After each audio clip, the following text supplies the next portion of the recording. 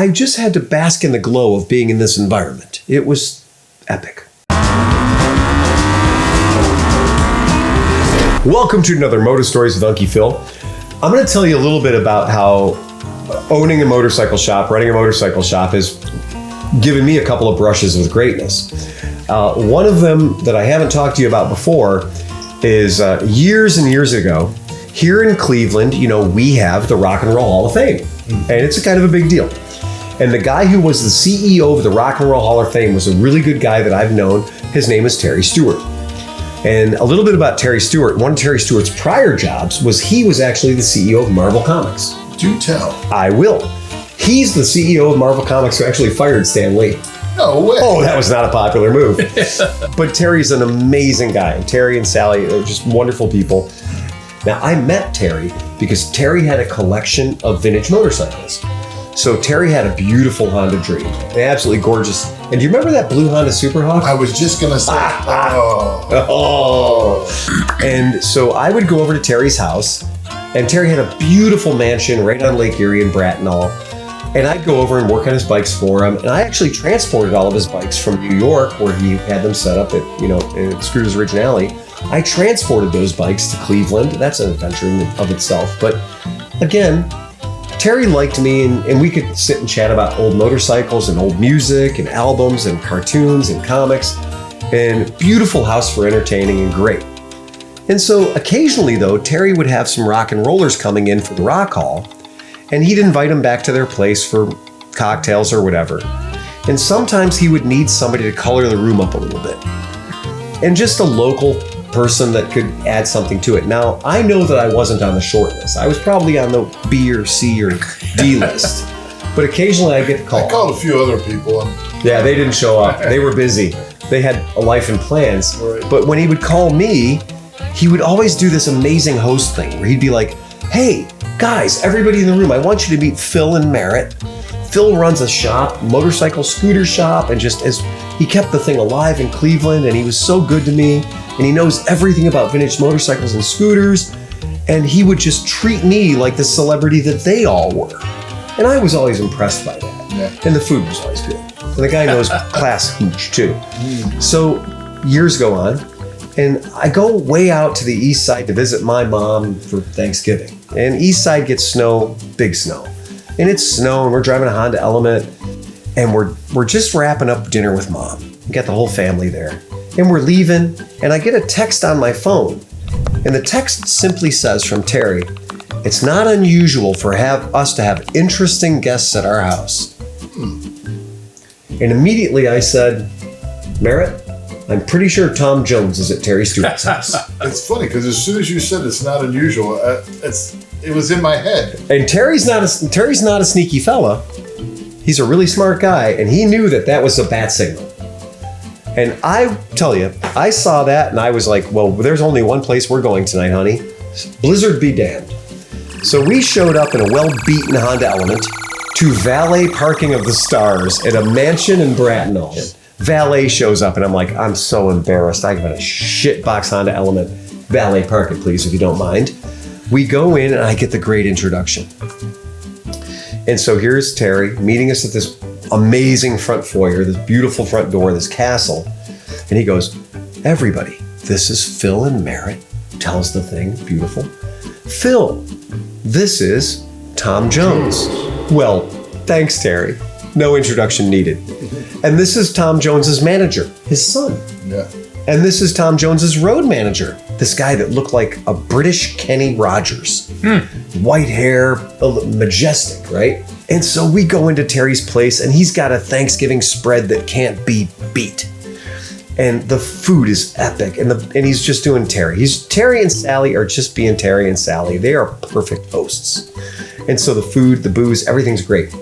I just had to bask in the glow of being in this environment. It was epic. So we're sitting back. I don't do cigars, but they were doing cigars and everything else. And Tom Jones goes, Terry, the spread was fantastic. He's like, the food was great. The hospitality is the best thing in the world. He says, but what would make this night, what I was really looking forward to, being in Ohio, the heartland of America, what would go the best right now would be pecan pie. It's Thanksgiving. Oh, wow. And I had in my fucking Honda Element the pecan pie that my mom made that sent me home with an extra one. No way. And I went, Got you covered. Mr. Jones, from your mouth to God's ears, my mom made you a pecan pie. And I had to go find my car because the valet had buried it down the street in the cheap seats because it was a Honda Element. And I raced down the street in a blizzard, got the pecan pie, hauled ass back in. Terry's wife, Sally, cutting up the pecan pie, making sure everybody get a slice. And Tom Jones standing back, making sure everybody got a slice of pie. Sure. The guy who brought it up almost didn't get a slice of pie. I didn't get a slice of pie. But Tom Jones got a slice of pecan pie. And we're sitting there, and Terry goes, you know what this needs? And Terry goes, port. And Terry disappeared into the liquor closet, no. Cabinet, no. Room. And appeared with a bottle that must have been from the 1800s. Brings out this bottle of port with the correct little port glasses and pours us each out. Port, here it comes. And so here we are, pecan pie, port, Tom Jones. I bet you felt important. I did feel very important. And this is what you get. The fella from Rent, he comes in and this is about to be a religious experience, pecan pie and port. And I texted my mom too. I asked Tom, I was like, can we get a picture? And my mom's been a fan of yours for her entire life. Yeah. This is Tom Stewart. This is Tom Jones eating your pecan pie. Eating your mom's pie? Yes. Well, she didn't throw her panties on the stage, but you get there where we're going. So here we go. The kid comes in from Rent. He's got a wine glass in his hand. You know, one of those. Yeah.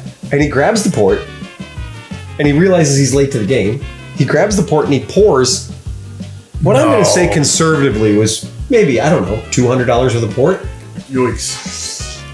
And the toast was already going on, so nobody in the room wanted to be a dick and stop him. No. And be like, ah. And so he pours it out, we do a toast, and he sloshes back. The rest of us have pinky in the air, specialized vessels for only containing so much port. Sure. And we all do that, and we all 2 go, ounces, oh. yeah. And we all like, we worship the port and the whole deal. And this kid is just like guzzling it.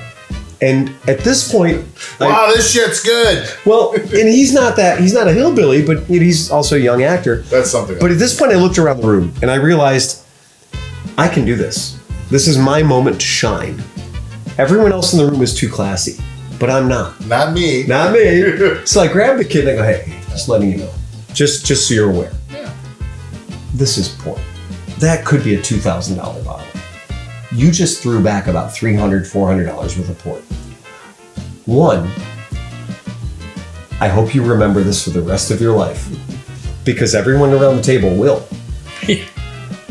I hope your story is as good as our story, and I hope it's delicious and you enjoy every drop of it. And he was like, he looked at that glass like it was the most embarrassing moment in his life, and now he's forced with the decision. What does he do with the 2 or 3 ounces that are still left in the glass?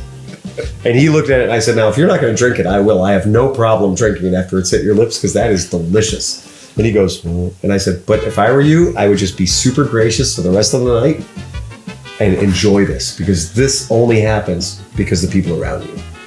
And Terry came up to me afterwards and he was just like, Phil, he goes, you said the thing we were all thinking. Thank God you were here. Yeah. Because I again, there's a reason I invited you. So sometimes having a motorcycle shop, sometimes having cool friends puts you in a really, really cool environment.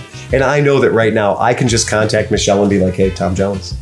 And Michelle will show up here right now. She'll get on a plane. Well, it's not unusual. It's not unusual. It's not unusual. All right, guys. Thank you so much. That's been an episode of Motostories with Unky Phil and his friends. Look forward to more of them. Stay tuned, because there's going to be more of them coming. We get busy in the summer. In the winter, we can start giving you a little tasty nuggets.